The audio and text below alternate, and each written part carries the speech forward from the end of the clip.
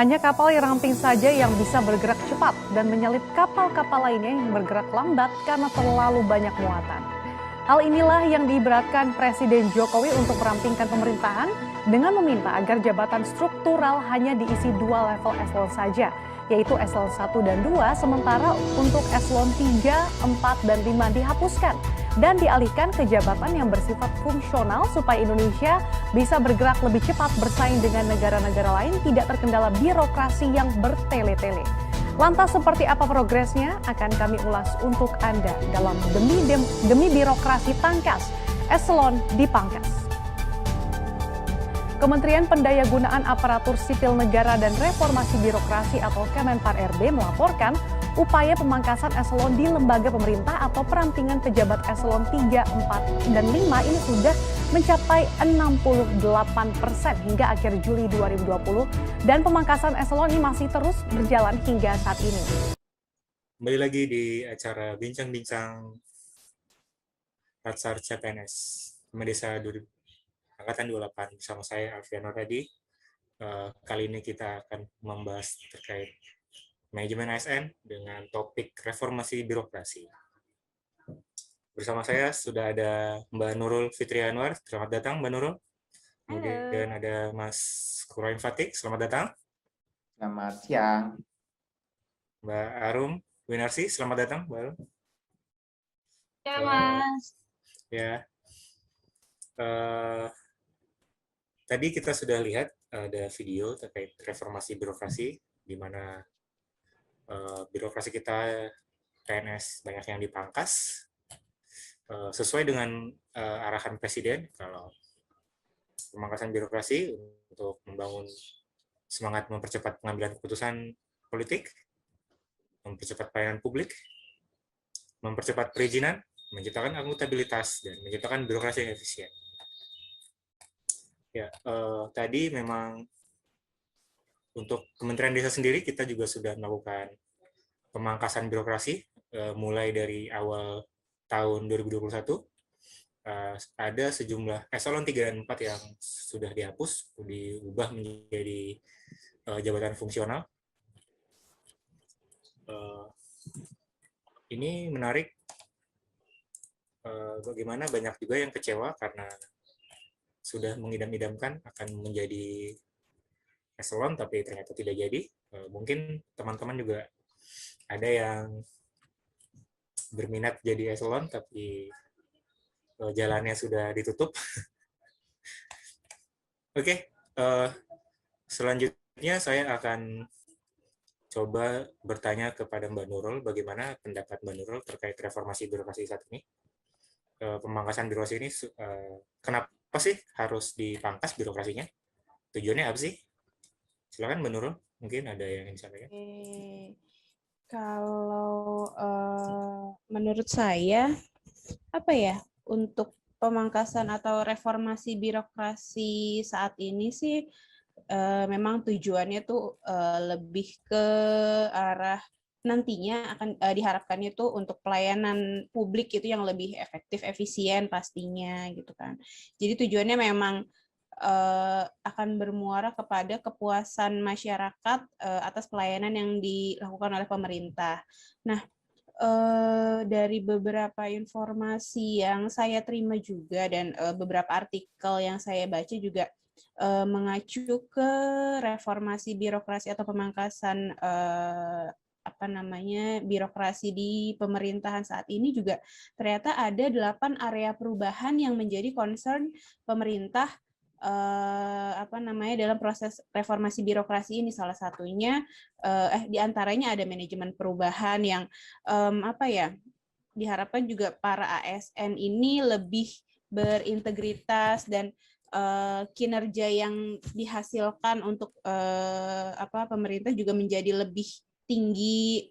Kemudian yang selanjutnya juga ada penataan peraturan perundang-undangan di mana regulasi-regulasi yang dibuat oleh pemerintah juga bisa dijalankan secara efektif, kemudian juga lebih tertib secara peraturan.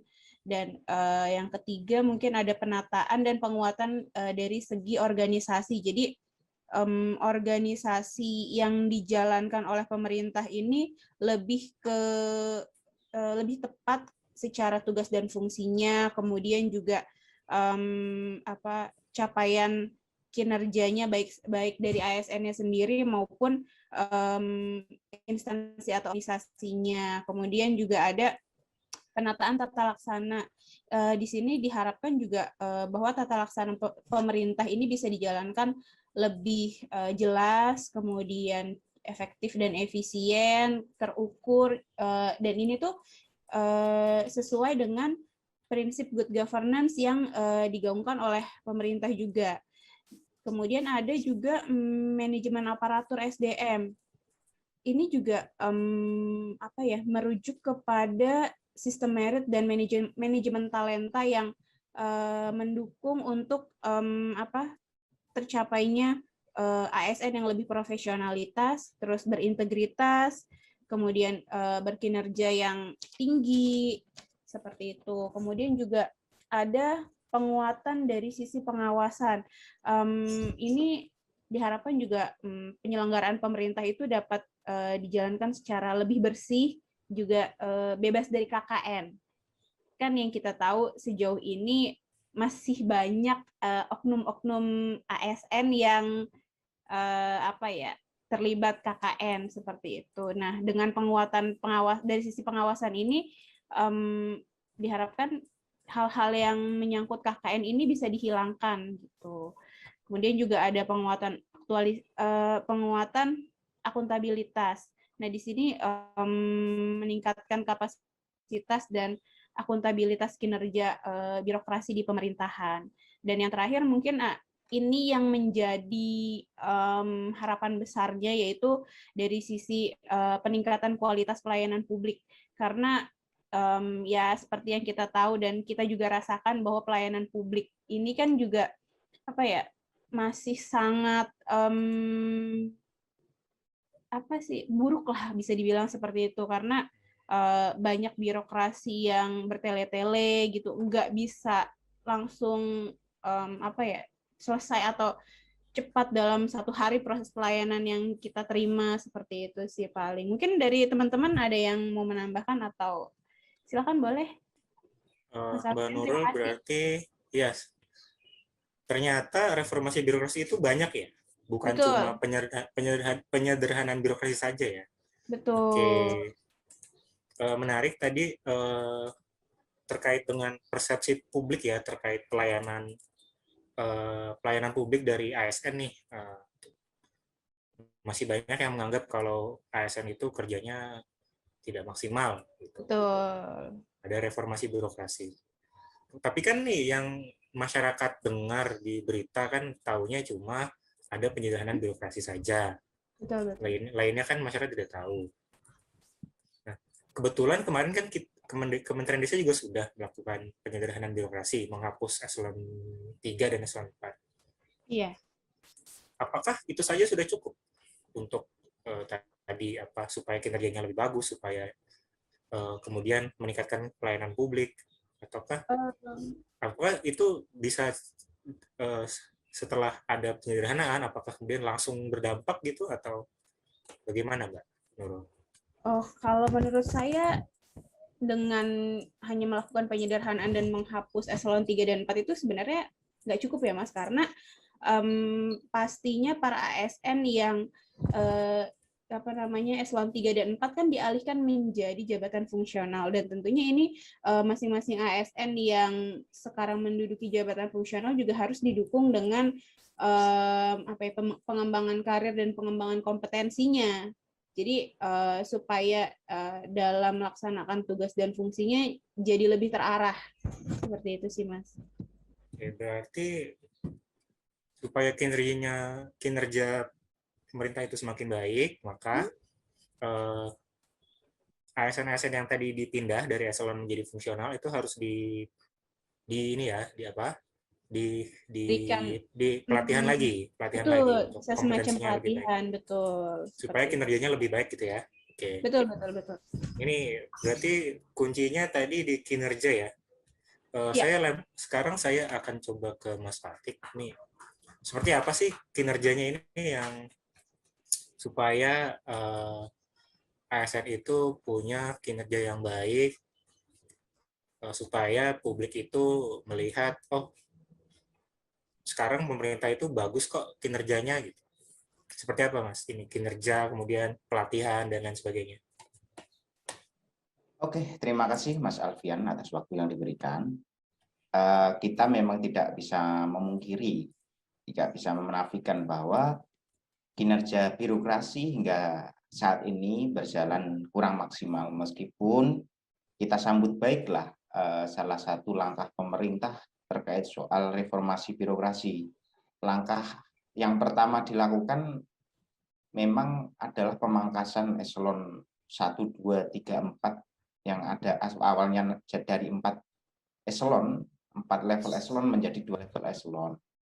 Kalau kita mau bicara langsung bagus, langsung meningkatkan kualitas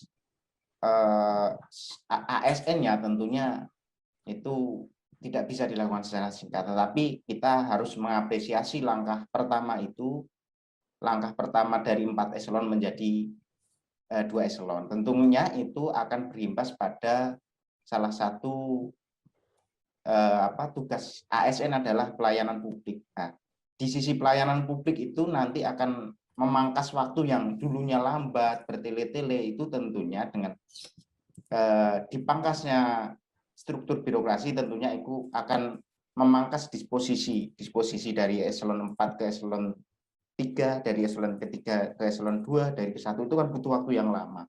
Dengan adanya pemangkasan eselon tersebut tentunya ini akan mempersingkat alur disposisi atau alur birokrasi yang ada. Itu yang pertama. Terus itu tentunya akan berimbas pada pelayanan publik yang lebih prima. Terus yang kedua adalah setelah ini dilakukan pemangkasan tentunya adalah mendorong spesialisasi kompetensi ASN. Melalui apa?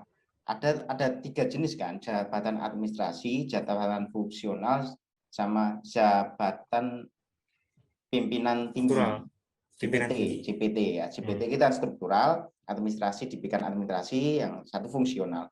Nah, fungsi fungsional inilah yang perlu kita tingkatkan, karena orang itu bekerja sesuai dengan kompetensinya. Itu kan kalau model birokrasi yang lama itu adalah semua orang harus bisa apa aja.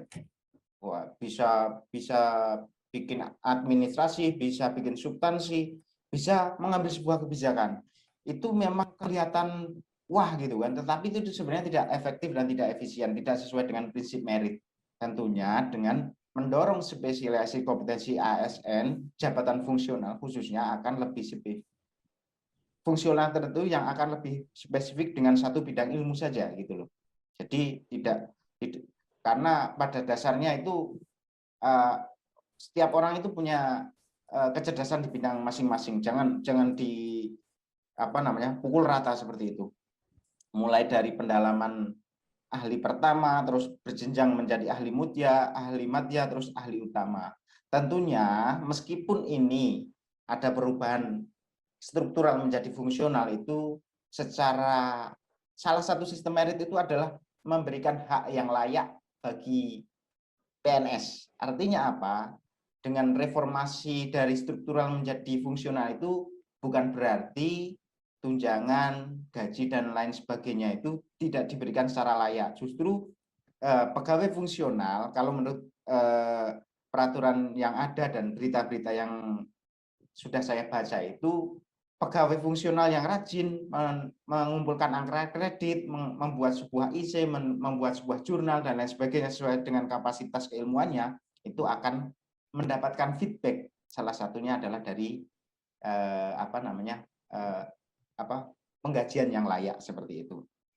Terus kalau kita lihat ke dalam di internal Kemendes, proporsi ASN dengan jabatan fungsional dari SOTK lama sebelum tahun 2020 dan SOTK yang baru setelah tahun 2020 sekarang ini, kita sebenarnya sudah melakukan salah satu reformasi birokrasi di bidang pemangkasan eselon 4 menjadi eselon 1, 2, 3, 4 struktural menjadi fungsional. yang awalnya 9,9% dari pejabat 2000, pegawai 2037 pegawai menjadi saat ini sudah ada 43%, sekitar 30, berarti sekitar 900-an. Nah, ini tentunya harus kita sambut baik. Semoga pelayanan Kemendesa, pegawai PNS di Kemendesa berjalan lebih optimal pelayanan publiknya seperti itu. Dan satu lagi, Mas, kita juga mengampu satu pejabat pegawai jabatan fungsional yang kita ampu, yaitu PSM, penggerak swadaya masyarakat. Kalau saya ini kan analis data dan informasi, saya pengampunya adalah BPS. Terus kalau PSM ini kita Kemendesa, meskipun kita kementerian baru, ternyata oleh BKN sudah oleh Kemenpan RB sudah dikasih amanat untuk melatih PSM, yaitu tugas jabatan penggerak swadaya masyarakat, yaitu melaksanakan kegiatan pemberdayaan masyarakat melalui penggerakkan swadayaan masyarakat dalam rangka mencapai kemandirian dan keberlanjutan. Seperti itu, Mas Alfian. Semoga dengan reformasi birokrasi ini, pemangkasan eselon ini bisa berjalan lebih optimal, khususnya di Kementerian Desa. Terima kasih. Mas Watik, tadi ada terkait fungsional dan kinerja ASN. Oh ya. Ini saya berpikir tadi ada di Kemendesa sendiri kan ada jabatan struktural, jabatan fungsional, dan administrasi tadi Mas Watik. Administrasi itu kan yang jabatan pelaksana ya Mas Watik ya? Iya, pelaksana kayak Kasubag TU misalnya. Ya. Kenapa nggak gini Mas? Kalau dipikir-pikir ya, untuk meningkatkan kinerja yang lebih baik, kan fungsionalnya harus lebih banyak. Kenapa ketika rekrutmen CPNS tidak langsung fungsional saja, biar toh supaya kompetensinya akan lebih tinggi daripada misalnya level administrasi atau pelaksana. Kalau misalnya kita punya langsung rekrut jabatan fungsional, itu kan seharusnya akan lebih baik. Bagaimana Mas Watik, menurut Mas Watik? Saya sebagai CPNS sangat setuju dengan apa yang disampaikan Mas Alfian. Tetapi kita terbentur sama aturan. Jadi setelah rekrutmen CPNS, calon pegawai negeri sipil, itu kan tentunya tidak bisa langsung jadi pejabat fungsional. Padahal keilmuan kita sebenarnya adalah yang sudah memenuhi aturan pejabat fungsional. Tetapi salah satu aturan yang mendasar untuk menjadi pejabat fungsional harus mengikuti diklat jabatan fungsional. Itulah yang harus kita lalui sebenarnya sebelum memasuki jabatan fungsional. Seperti itu Mas Alfian. Sebenarnya saya sepakat. Kenapa? Karena kalau ada ini lagi, ada pelatihan lagi, itu seolah-olah ini justru makin lama gitu loh. Alur betul, ini makin lama gitu kan. Ya, sementara bisa langsung aja ya, seolah-olah iya benar. Ini mungkin kritik juga ya. Seolah-olah bahwa keilmuan kita itu diragukan gitu loh, dipertanyakan lagi kan. Terus kemarin SKB, SKD itu kan seolah-olah nggak begitu kepake gitu.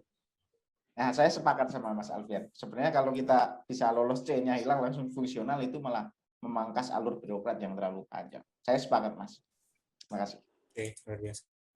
Oke, tadi sudah dibahas terkait reformasi birokrasi dari banyak hal tadi, kemudian ada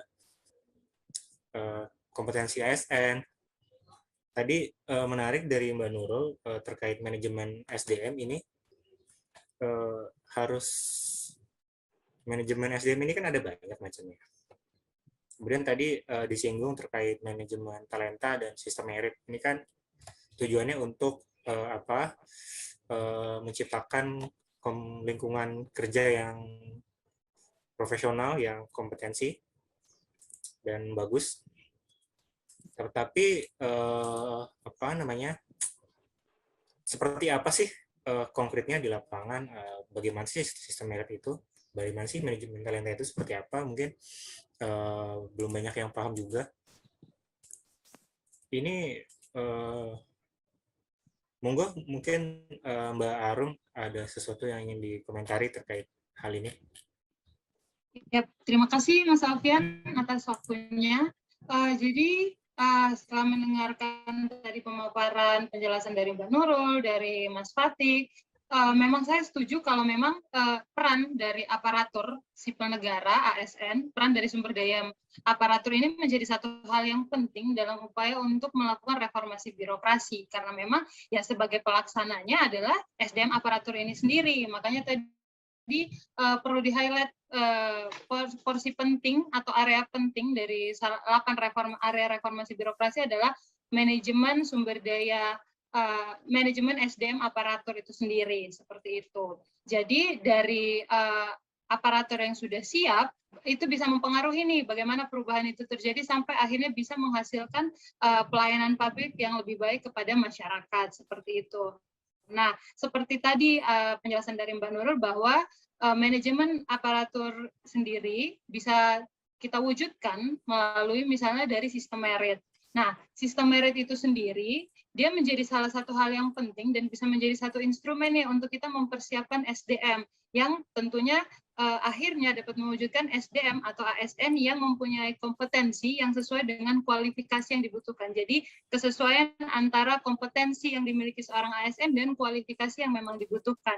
Nah, hal ini juga memang dijelaskan dalam Undang-Undang ASN Nomor 5 Tahun 2014 bahwa memang sistem merit sendiri adalah sebuah kebijakan manajemen ASN yang berdasarkan pada kualifikasi, kompetensi, dan kerja dan kinerja dari seorang ASN, di mana penilaiannya secara adil sehingga pada akhirnya dapat menjamin pengembangan karir dan kompetensi dari seorang ASN itu sendiri. Seperti tadi dari Mas Fatih dan Mbak Nurul bahwa memang seorang ASN punya hak atas pengembangan kompetensi itu tadi, sehingga akhirnya mereka bisa melakukan pelayanan publik yang lebih baik, kinerjanya bisa lebih maksimal lagi, seperti itu.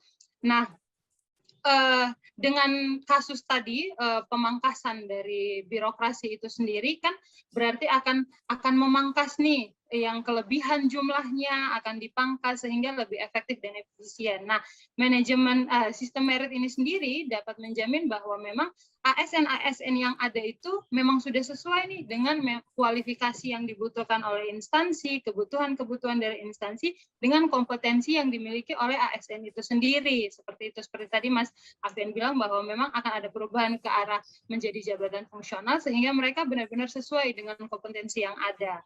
Nah, kaitannya dengan bagaimana kompetensi itu bisa lebih terjamin lagi dalam pelaksanaan jabatannya bisa melalui manajemen talenta itu tadi, seperti itu. Karena memang manajemen talenta juga bagian dari manajemen ASN atau lebih spesifiknya bagian dari manajemen karir ASN untuk menyesuaikan nih talenta yang dibutuhkan oleh seorang ASN dengan kualifikasi yang dibutuhkan. Kembali lagi, jadi dasarnya adalah bagaimana talenta, bagaimana kompetensi, dan bagaimana kinerja ASN seperti itu.